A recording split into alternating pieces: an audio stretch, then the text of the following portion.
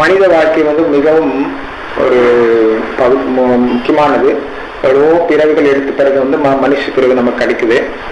பார்த்தீங்கன்னா 84 லட்சம் வகையான ஜீவராசிகள் இருக்குது. அதுல பார்த்தீங்கன்னா ஜலஜா நவலக்ஷானி ஸ்தாவர லக்ஷ விம்சதி கிருமயா ருத்ர சங்கியாக்கா பக்ஷீனாம் தசலக்ஷணம் 30 லட்சாணி பசவ 4 லட்சாணி மாணவ.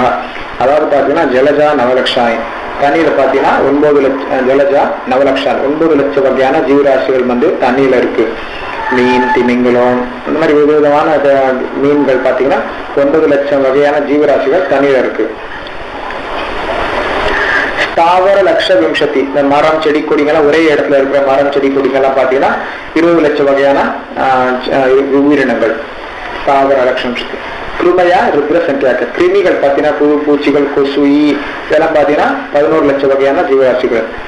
10 லட்சம் பார்த்தீங்கன்னா பறவை.